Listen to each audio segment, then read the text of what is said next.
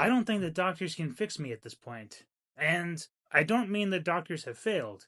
I just simply think that I'm finally realizing my health is actually in my own hands. So I've had chronic fatigue syndrome for 3.5 years now. And over the course of that time, I've seen tons of doctors and specialists and done different tests, blood work, everything you can think of. And basically, what that means is every time I get blood work or tests back, it shows that maybe there's one or two numbers that are a little bit off, but nothing that really points to a logical conclusion other than chronic fatigue syndrome.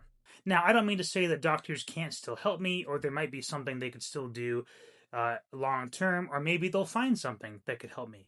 But what I am saying is this: after 3.5 years, I'm at a point where I don't think I can rely on the mainstream medical system anymore. I feel like 3.5 years is a long time, a very big chance to give to the medical system to try and help me feel better. And it hasn't really helped yet. The medical system has given me medications that help keep me on my feet. Right now, I'm trying to get off one of those medications because of weight gain. And other than that, I can't really say that a whole lot has been done to help me. We've spent lots of money. We've given doctors lots of money, but there's not really a whole lot to show for it. And so, what I'm getting to now is the understanding that I think most humans had throughout all of human history is that your health is in your own hands. In the modern world, we somehow we give our health to professionals because they have the degrees and they've studied the science, and all those things are true. And the average doctor, probably 99% of doctors, are absolutely smarter than me, and they understand the human body better than I ever do. But the one thing that none of them understand better than me is how my body works. Because I'm the one that feels it on a daily basis. I'm the one who can tell that loud noises now make my body shake. I was the one that figured out years ago that Cliff Bars actually make my stomach upset. You know, there's these just random little things that you learn about your own body just because you're living in it. And it is because of that that I think if I want to get better, if I want to get past chronic fatigue syndrome, I've got to start looking internally more. Got to start looking at my lifestyle. And obviously, I'm in a place where exercise is kind of difficult. Before I got sick, I used to run almost every single day without fail. I mean, like if I missed a day, I was bummed because I enjoyed running as just a means to get outside, get fresh air, spend some time praying. Like that was my thing. Exercise is difficult now. I have been trying to walk a lot recently here, which has been nice, but it's more than just that. It's also looking at the foods we're putting into our body, what kinds of foods we're putting into our body, and what kind of chemicals are we using in our home. Are there certain habits around technology that are making my body worse? Because we often overlook some of these more subtle things, and we forget that most of human history was spent outside and in the fresh air and touching the grass. There's just so many pieces to our modern way of life where I think we overlook just how much the modern lifestyle affects our health. Now, I'm not saying everything about modern way of life is bad or that modern medicine is bad. I'm just saying I think there's pieces that we overlook. And what's funny is it oftentimes to me seems like the people you see who are the healthiest, they aren't necessarily the people that go to the doctor every other week. On the contrary, I'd say the people who are going to the doctor most regularly seem to be the most sick. It's the people who go to the doctor once a year, and then the rest of the time they're growing their own vegetables, they're exercising, they're out, spending time with family and friends, they're going on hikes, eating good. Those are the kind of people that are healthy, at least from what I can observe. This is all anecdotal, it's just what I'm seeing. But I think there's something to that.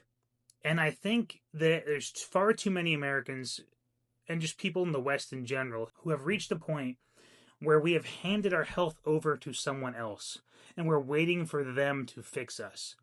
And the reality is that's just not likely going to happen, at least not in most cases of a chronic illness specifically. Now, there are certain times where, if you break your bone or you need to get some kind of, like you tear your meniscus and you need to have surgery on it, like there are certain things in life where doctors and modern medicine are absolutely amazing. And, thank God that we have like doctors who can now go into your body and fix things with, tools and needles and stitches, and it's amazing. But when it comes to the daily stuff, just the daily symptoms, the daily sensations, the daily illnesses, the ones where the doctors say, I don't really know what to do, go home and get some rest and maybe take this pill. That's not a solution. And I think we need to stop looking at that as a solution. And if the doctor doesn't know what to do, that doesn't mean the doctor is stupid. It doesn't mean that they don't know what they're doing. It just simply means that in terms of modern medicine, we have reached the end of its limit or the end of its scope, in my opinion. That is where we need to start looking to ourselves, looking to our home. How is our mental health? How is our emotional state? Are we handling stress and processing emotions well? Because we're learning with science that our brain, our emotions have such a huge impact on our body. The other day, I saw a comment on one of my videos. I'm going to leave it over here. It was basically a gentleman who was talking about his wife, and he was prompted by a video I posted where I sometimes I just feel like I want to yell and scream, you know. But he was talking about how with his wife, he said she feels emotions very physically. And that one day she just said, I just want to throw an adult temper tantrum. And he told her to do it. And when she did it, he says that there was something that was solved in her. Now, I took the post, the words of it anyways, and I gave it to Google Gemini, and I said, hey, I just saw this comment, and I wanted to ask, is this something that's purely anecdotal, or is there any kind of science behind it? And well, it turns out there is some science behind it. So when I asked Gemini about that comment, this is what it said. It said the short answer is yes, absolutely, though the scientific explanation might be slightly different from what popular culture or traditional psychology suggests. The comment left on your video in the screenshot describes a textbook somatic release. While it sounds intense to throw an adult fit, allowing the body to physically act out pent-up distress without judgment is grounded in modern neuroscience and body-based therapies. And then it gives a couple examples on some of the science that backs it. So number one, it says nervous system regulation and the freeze response. When we experience intense stress, frustration, or a desire to scream, our nervous system enters a survival state, fight or flight or freeze. If we can't physically run away or fight the stressor, our bodies often default to a freeze or high tension state to keep us composed.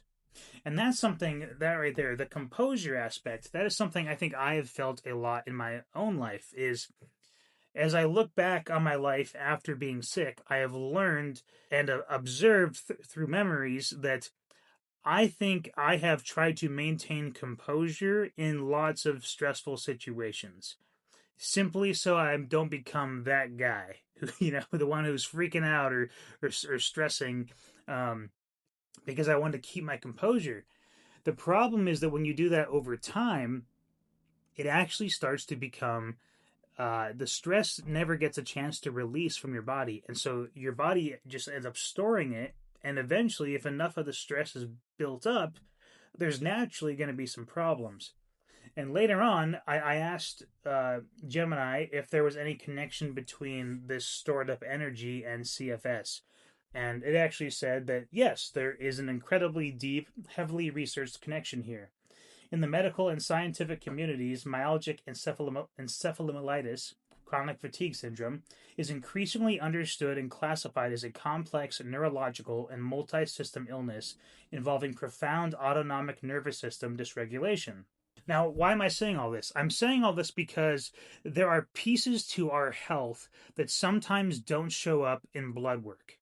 I think sometimes we go to the doctor and we just expect that they're going to draw some blood and then something is going to show up and we're going to be fine. And that the answer is just going to be right there on the computer for us to look at. But our health is rarely that easy. And a lot of times we have to dig deeper and look into our personal lives and figure out, is there stress that's contributing to this? Are there certain foods I'm eating that are making me unhealthy or lowering my energy? Am I spending too much time staring at a screen, which we know lowers our energy? Am I waking up every morning and looking at the screen the first thing in the morning?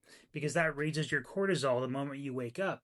The reality is just that if we want to be healthy, we have to stop just looking at the blood work panel. Blood work panels are amazing. I actually have a lot of fun doing it. I know a lot of people hate getting blood drawn, but I find it interesting. I really do. I actually ask my doctor for blood work quite a bit. Sometimes even without them asking, I say, "Hey, can we just like run some numbers?"